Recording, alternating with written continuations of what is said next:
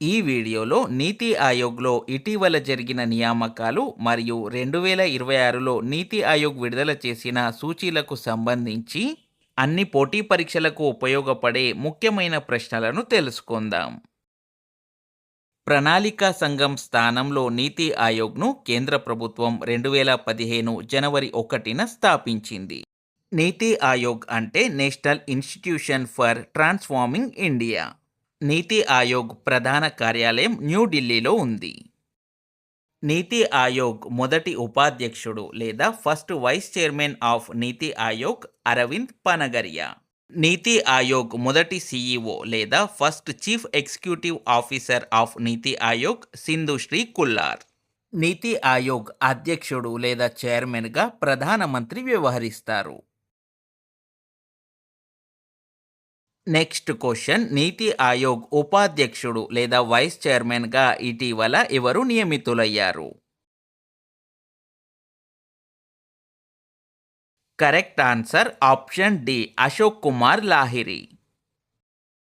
కేంద్ర ప్రభుత్వం నీతి ఆయోగ్ను పూర్తిగా ప్రక్షాళన చేసింది. 2026 ఏప్రిల్ 24న నీతి ఆయోగ్ ఉపాధ్యక్షుడు లేదా వైస్ చైర్మన్గా సుమన్ బెర్రీ స్థానంలో అశోక్ కుమార్ లాహిరిని నియమించింది. ప్రధానమంత్రి ఆర్థిక సలహా మండలి సభ్యుడు ఆచార్య KV Raju, Delhi AIIMS director doctor M Srinivas, science and technology శాఖ కార్యదర్శి ప్రొఫెసర్ అభయ్ కరందీకర్, శాస్త్రవేత్త గోవర్ధన్ దాస్, మాజీ క్యాబినెట్ కార్యదర్శి రాజీవ్ గాబాలు నీతి ఆయోగ్ పూర్తికాల సభ్యులుగా నియమితులయ్యారు.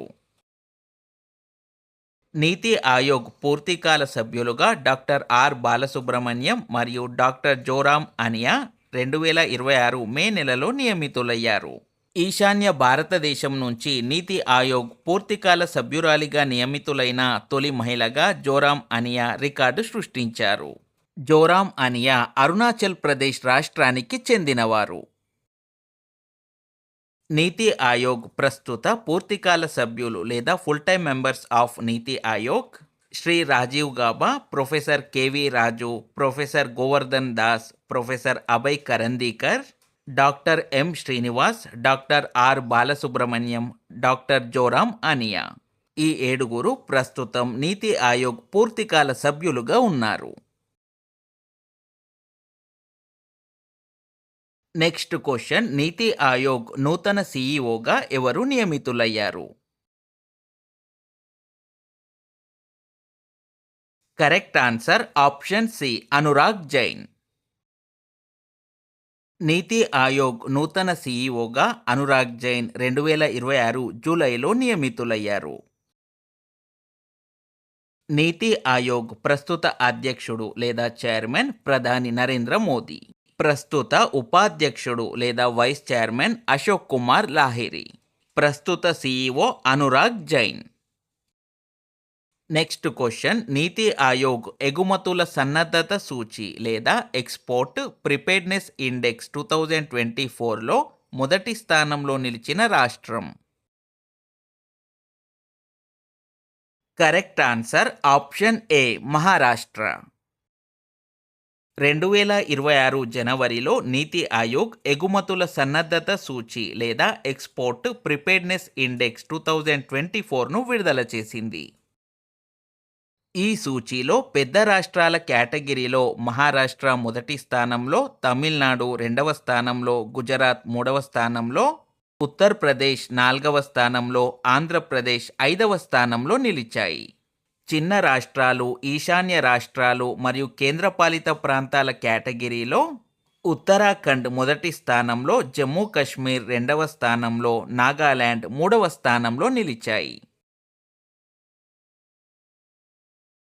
నెక్స్ట్ క్వశ్చన్, నీతి ఆయోగ్ విడుదల చేసిన ఆర్థిక ఆరోగ్య సూచి లేదా NITI Aayog physical health index 2026లో మొదటి స్థానంలో నిలిచిన రాష్ట్రం. Correct answer option D, Odisha. ఆర్థిక ఆరోగ్య సూచి 2026లో 18 పెద్ద రాష్ట్రాల కేటగిరీలో ఒడిషా మొదటి స్థానంలో, గోవా 2వ స్థానంలో, జార్ఖండ్ 3వ స్థానంలో నిలిచాయి. ఈశాన్య మరియు హిమాలయ రాష్ట్రాల కేటగిరీలో అరుణాచల్ ప్రదేశ్ మొదటి స్థానంలో, ఉత్తరాఖండ్ రెండవ స్థానంలో ఉన్నాయి. ఆర్థిక ఆరోగ్య సూచి 2026లో తెలంగాణ 7వ స్థానంలో, ఆంధ్రప్రదేశ్ 17వ స్థానంలో నిలిచాయి. నెక్స్ట్ క్వశ్చన్, నీతి ఆయోగ్ విడుదల చేసిన పెట్టుబడి అనుకూలత సూచి లేదా ఇన్వెస్ట్మెంట్ ఫ్రెండ్లీనెస్ ఇండెక్స్ 2026లో మొదటి స్థానంలో నిలిచిన రాష్ట్రం. Correct answer option A, Gujarat.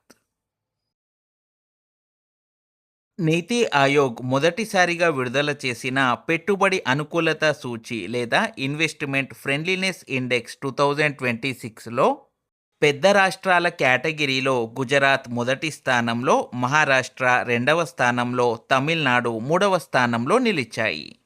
కొండ ప్రాంతాలు మరియు ఈశాన్య రాష్ట్రాల కేటగిరీలో ఉత్తరాఖండ్ మొదటి స్థానంలో, అస్సాం రెండవ స్థానంలో, హిమాచల్ ప్రదేశ్ మూడవ స్థానంలో నిలిచాయి.